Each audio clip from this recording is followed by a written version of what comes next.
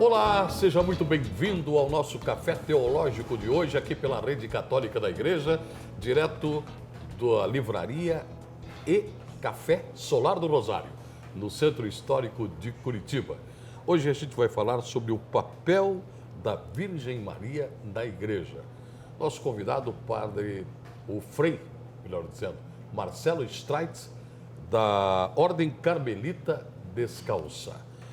Grande prazer em tê-lo aqui, Frei Marcelo. Tudo bem? Tudo bem, da mesma forma, Sérgio, é uma alegria poder participar desse programa. Primeira vez, que seja a primeira de muitas. Eu espero que seja.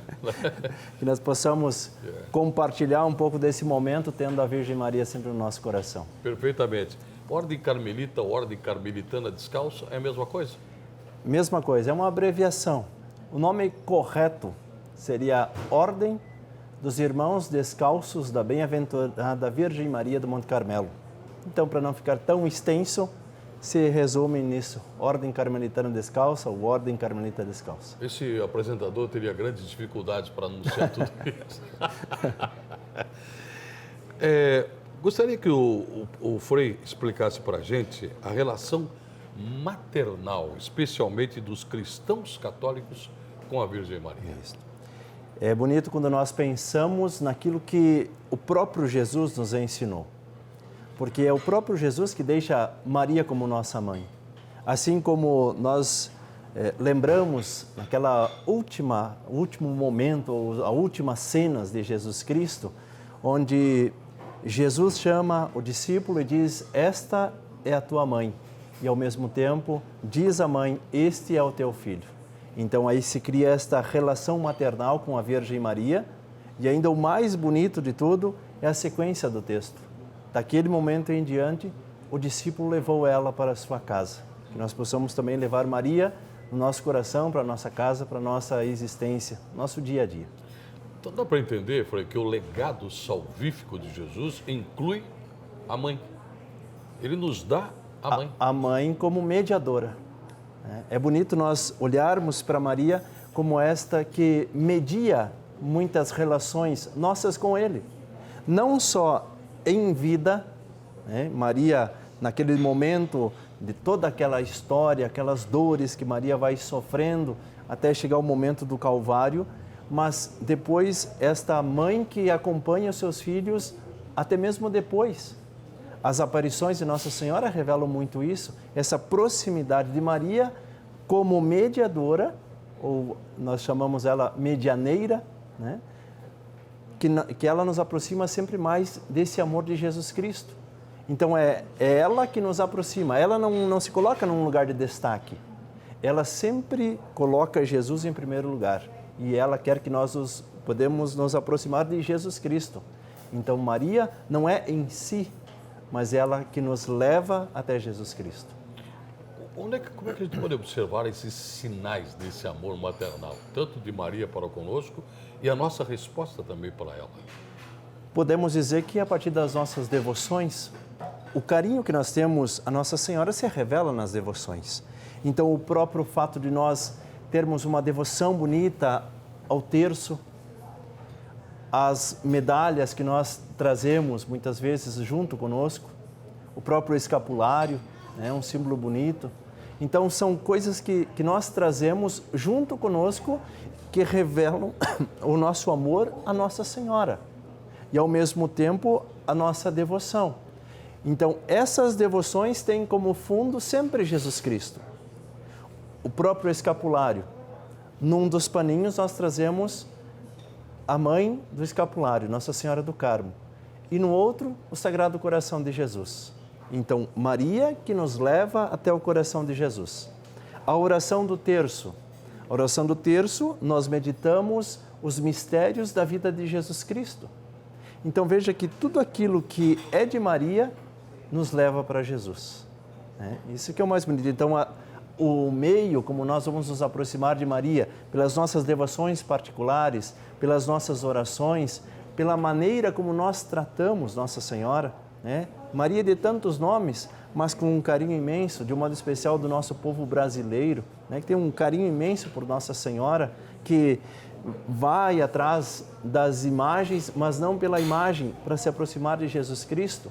Então, Maria que nos ensina um caminho para nós chegarmos a Jesus. Né? Isso que é o bonito. Temos duas questões interessantes, né? Formas de nos aproximarmos da mãe, pela contemplação e pela ação. Dá para falar um pouco sobre isso, Frei? Sim, eu diria que nós não podemos diferenciar uma coisa da outra. Elas se complementam. Então, a ação leva à contemplação, mas que leva de novo à ação. Então, é como que um círculo que não termina. Se eu amo Nossa Senhora, se eu faço as coisas que ela me pede, então eu me aproximo de Jesus Cristo, que me leva a uma contemplação. E a partir do momento em que eu tenho esses momentos de contemplação, onde eu contemplo os mistérios da vida de Jesus Cristo, ao mesmo tempo isso me leva a uma nova ação, que me leva a uma nova contemplação, e assim eu vou me aproximando cada vez mais do amor de Deus. Então, quanto mais eu me dou, quanto mais eu me coloco diante de Deus, tendo o auxílio e a mediação de Nossa Senhora, maior é a minha santificação. Porque aí eu vou reconhecendo que eu ainda preciso melhorar algumas coisas. E nós vemos que nunca é a mesma coisa. Assim como são os ciclos no ano litúrgico, não existe a vivência de uma quaresma como a de um ano passado. O ano passado eu vivi a minha quaresma de um jeito. Esse ano eu estou vivendo a minha quaresma de um outro jeito. Assim, tempo do Advento, todos os tempos que a igreja nos propõe, nenhuma vez eu celebro da mesma maneira. Assim é todas as vezes que nós rezamos e nos aproximamos de Deus. Em nenhuma vez eu vou me aproximar da mesma forma. Eu posso rezar o terço todos os dias. Nenhum dia será igual ao outro. Porque num dia eu tenho uma motivação, no outro eu tenho outra motivação. Um dia eu posso estar em paz, no outro eu posso estar com um problema. E aí a minha motivação de me aproximar a Nossa Senhora já muda. Então, esta ação, aquilo que eu vivo no concreto da minha vida, me leva à contemplação, que me leva à ação de uma forma já diferente, que me leva de novo à contemplação, e aí nós vamos nos aproximando cada vez mais de Deus, vamos evoluindo como cristãos e vamos descobrindo cada vez mais o amor de Deus por meio de Maria na nossa vida. É uma dinâmica. Uma dinâmica. De dar graças e de pedir, Isto, de louvar. Isso. Porque a nossa oração é dinâmica. Né? Porque nem todas as vezes nós vamos pedir. Pelo menos deveria ser assim. Isso. Né? Algumas vezes nós vamos pedir, noutras nós vamos agradecer, noutras, quem sabe, nós vamos até reclamar de alguma coisa. Esta abertura de coração que nós devemos ter para Deus, porque quem nos ensina isso, como carmelitas, é a própria Santa Teresa. Santa Teresa, quando define a oração, ela vai dizer que a oração é um trato de amizade, estando muitas vezes a sós com aquele que nós sabemos que nos ama. Então, se a oração é um trato de amizade, nós precisamos ter essa liberdade de abrir o nosso coração para Deus ou abrir o nosso coração para Nossa Senhora e dizer: hoje eu não tenho vontade de rezar. Então, é uma abertura, ao mesmo tempo, Nossa Senhora que faz com que nós possamos abrir o nosso coração para ela de uma forma muito espontânea, para que a gente possa reconhecer tudo isso. Frei, a gente às vezes é muito parcimonioso na oração, em vez de estabelecer uma relação de intimidade, de pessoas que já se conhecem, são íntimas, Isso. A gente fica ainda muito pisando em garrafa, andando devagar, Isso. como se tivesse que estar sempre bem e preparado. Aqui nós esquecendo da misericórdia. Nós temos uma diferença aqui entre oração de intimidade e oração intimista. Porque a oração de intimidade é quando eu abro o meu coração para Deus e digo aquilo que eu estou sentindo. A oração intimista é aquilo que eu simplesmente peço para mim.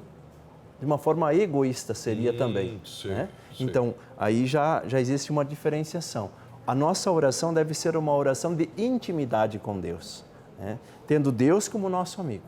Então, aí nós vamos aprendendo e aí nós vamos criando coragem.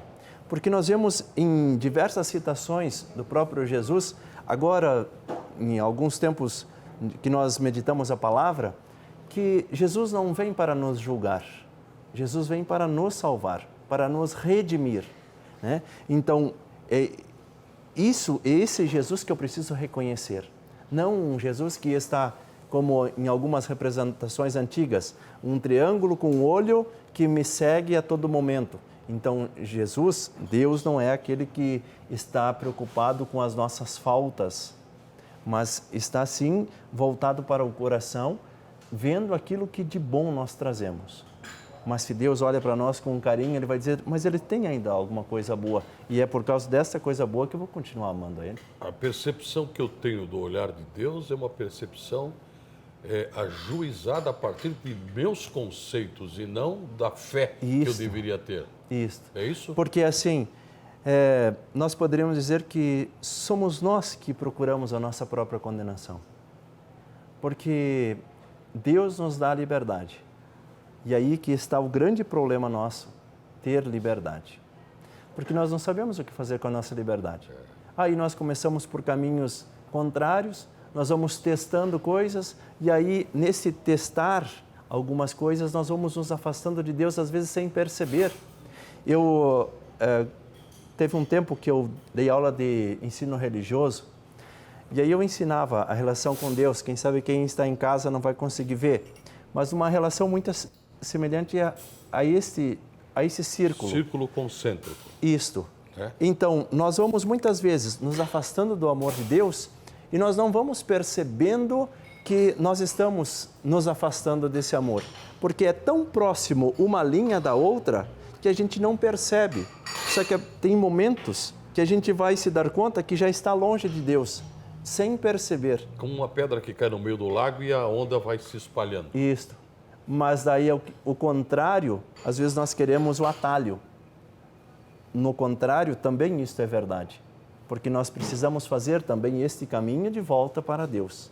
Que também o tempo que nós levamos para nos afastar de Deus é o tempo de aproximação de Deus de novo. É processo. Um processo. Perfeitamente. Então, por isso que existe a conversão. Perfeitamente. Por isso que nós precisamos buscar a cura interior. Perfeitamente, cara. A gente vai fazer o primeiro intervalo do programa e já voltamos. Só eu e o Frei vamos tomar um cafezinho aqui agora. E você aguarda só um instante. A segunda parte do Café Teológico já vem.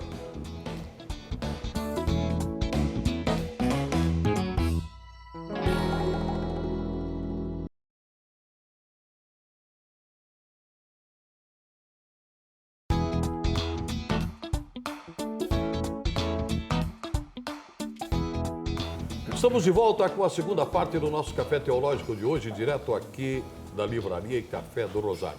Programa transmitido pela Rede Católica da Igreja.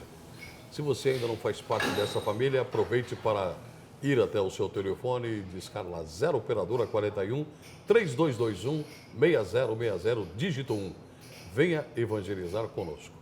O nosso tema de hoje é Maria, o papel de Maria na igreja. E o meu convidado é o Frei Marcelo Streit, da Ordem Carmelita Descalça.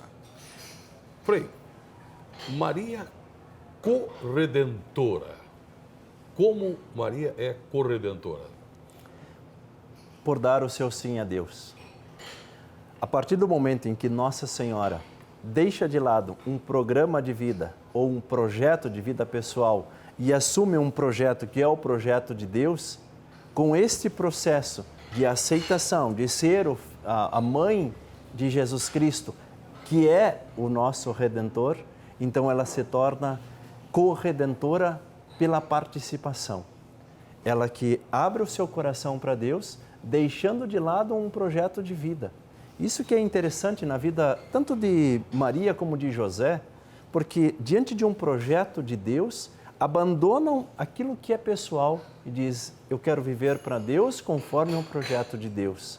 E aí aceita ser colaboradora nesta obra de redenção. Jesus veio para nos redimir, né? Então, a humanidade pecadora que se afasta do amor de Deus e agora Deus que envia o seu próprio Filho para novamente ligar a humanidade com o próprio Deus. Então, Jesus que faz também essa mediação entre a humanidade e o amor de Deus. Por isso Nossa Senhora, ela é corredentora,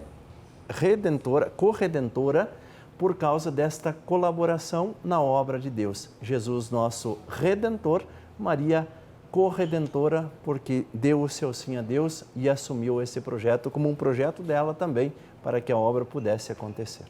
Bom, eu sou obrigado a fazer uma provocação aqui, aproveitando algumas coisas que o Frei falou para a gente. Veja só, muita gente que está nos vendo agora, assim, a Maria abriu mão de um projeto de vida e fez opção pelo projeto de Deus, né? Isso. Como nós, então, leigos ou mesmo consagrados, quer dizer, precisamos abrir mão dos nossos projetos, então, aquele que quer ser engenheiro, advogado, professor, quer casar, como entrar no projeto de Deus e, ao mesmo tempo, ser um construtor da sociedade? Eu acho que é justamente o contrário. Ao invés de nós abandonar aquele que é um sonho particular e dizer, agora eu vou deixar de viver isso que é o meu projeto e vou viver o projeto de Deus. Creio que, no nosso caso, seja totalmente o contrário. Sendo um engenheiro, como eu posso ter a presença de Deus dentro da minha profissão? Sendo um jornalista, como eu vou ser um exemplo de Deus, um testemunho de Deus dentro da minha profissão? A construção do reino. Assim em todas as profissões. Então, nós não podemos abandonar o nosso trabalho. Nós precisamos, sim, abraçar, de fato, o nosso trabalho. E como no nosso trabalho, nós vamos servir e construir o reino de Deus. Então, aí vem a nossa maneira de nos portar diante de algumas situações, né? Quando nós temos que tomar alguma decisão ou uma posição. Aí entra a honestidade, a responsabilidade, ética.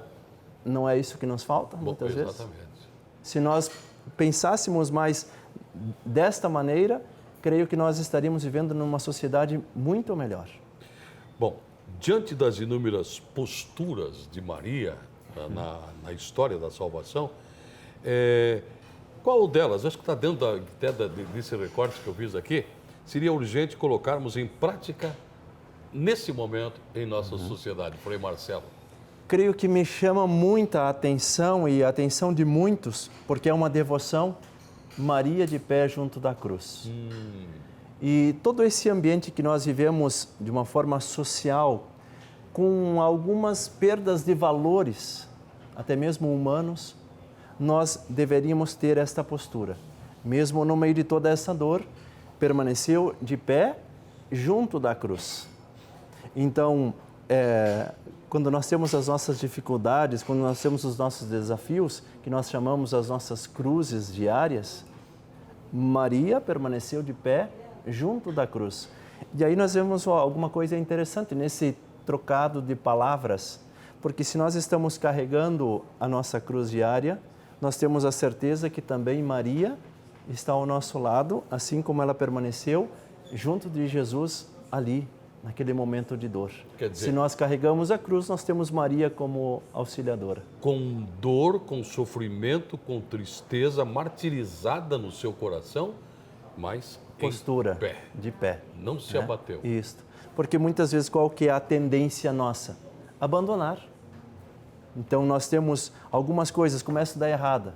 Ao invés de nós insistir no projeto, nós abandonamos o projeto. Permita-me dar um exemplo de São João da Cruz. Por favor. Ele dizia assim que nós, como cristãos, somos eternos principiantes. Por quê? Porque na medida em que nós vamos crescendo como cristãos e vamos passando estas etapas da nossa vida, e a partir do momento que nós encontramos uma pedra ou algo que nos impeça de nós seguir o caminho, ao invés de nós acharmos um meio de contornar esta pedra que está atrapalhando o meu caminho, muitas vezes nós retornamos, desistindo do caminho. E aí, dali um tempo, nós iniciamos de novo um caminho, cheio de entusiasmo. E daí, de repente, mais uma coisa que nos atrapalha no caminho, desistimos de novo. E ele dizia, e aí nós ficamos nesse eterno, sendo eternos principiantes. Como a pedra de Sísifo. Carrega, está lá em cima, daqui a pouco ela desce de novo. Desce de novo. Sobe, ela desce outra vez. Né? Agora, seria interessante até enfatizar um pouco isso, porque nós vivemos num momento, Frei, de um momento de uma geração, eu não gosto de tipificar isso, porque parece que a gente simplifica, já não foi assim, mas já aconteceu isso, mas acontece agora com mais ênfase. Parece que nós temos dificuldade para lidar com frustração, com perda. né? Numa sociedade que é profundamente hedonista, e só pode ter sucesso, só pode ser bonito, só pode ter dinheiro e não pode ter perdas. Me parece que essa postura de Maria ao pé da cruz vem para mostrar para essa sociedade que a frustração nos leva a continuarmos elevados. Às vezes nós queremos viver uma fantasia humana. Nós só queremos valorizar aquilo que é o bom e aquilo que é o bem, no sentido puramente humano. Porque o bem e o bom no sentido divino, até mesmo muitas vezes uma coisa que aparentemente é ruim, é boa porque eu acabo pensando de uma forma diferente e fazendo as coisas de uma forma diferente. Então, uma cruz que eu carrego hoje pode ser a salvação minha logo em seguida, porque agora eu sei que isso é um erro. Então, eu sou prejudicado por causa do erro cometido, mas não quer dizer que eu sou um erro.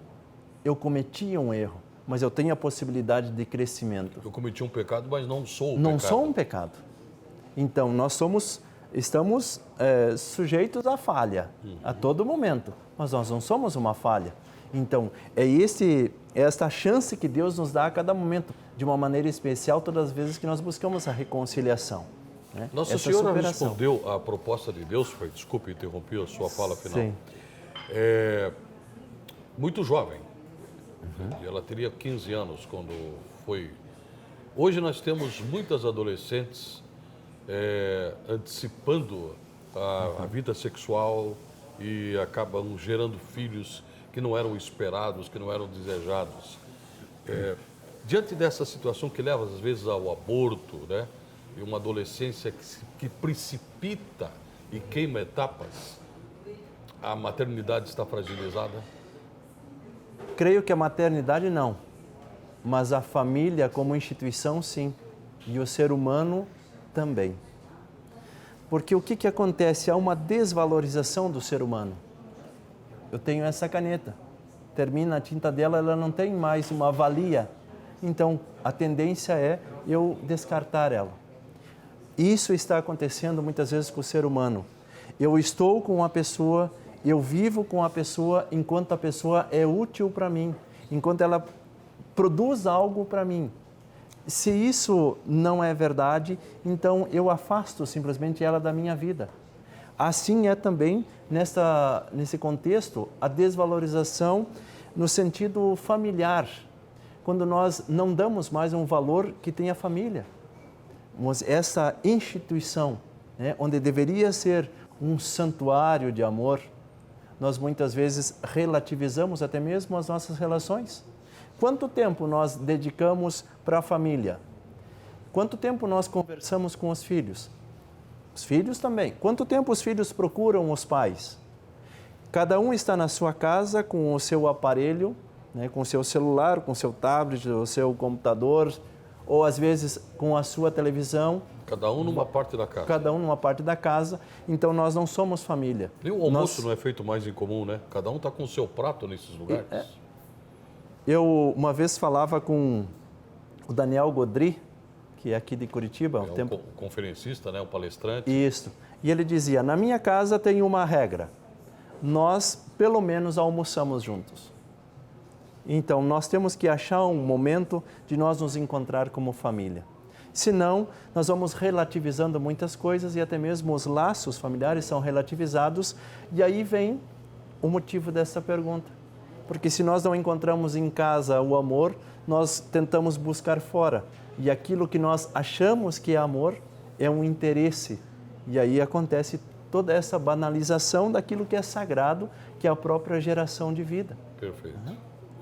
Frei, para finalizar o nosso programa de hoje, eu queria que você, meu querido amigo, falasse para os nossos amigos que estão assistindo o Café Teológico o que significa Nossa Senhora Maria para o Frei Marcelo. Creio que significa a manutenção da minha vocação. Se eu sou Frei Carmelita hoje, é graças a Nossa Senhora. E digo que não é Nossa Senhora do Carmo, porque foi numa romaria de Nossa Senhora de Fátima que brotou no meu coração o desejo de ser padre, ou de retornar para o seminário, porque eu já tinha saído. E ali, depois daquele momento, eu cheguei em casa e era uma ânsia tão grande de que eu tinha que ligar, que eu queria retornar para o seminário. Sim. E ali viver a minha vocação. Então, Nossa Senhora é essa que me mantém de pé na minha vivência vocacional. E agradeço todos os dias a ela. E todas as missas que eu celebro, eu procuro consagrar a minha vida à Nossa Senhora, para que ela continue me cuidando, porque nós sabemos que a batalha muitas vezes é grande, mas se nós temos Nossa Senhora ao nosso lado, nada de mal nos acontecerá, se Deus quiser. Amém. Olha, quero agradecer muito por esse toque tão especial mariológico que o amigo trouxe para o nosso café teológico de hoje e convidá-lo para um próximo encontro, em breve. Muito obrigado, Sérgio, todos aqueles que nos acompanham das suas casas. É uma alegria nós poder compartilhar desse conhecimento e, ao mesmo tempo, também levar Maria, quem sabe, a tantas casas que estão vazias de sentido. Podia lembrar de Nossa Senhora do Pampa aqui, inclusive. Nossa Senhora do Chimarrão. Do Chimarrão. Obrigado para você que acompanhou mais o Café Teológico conosco. Até o nosso próximo encontro. Tchau.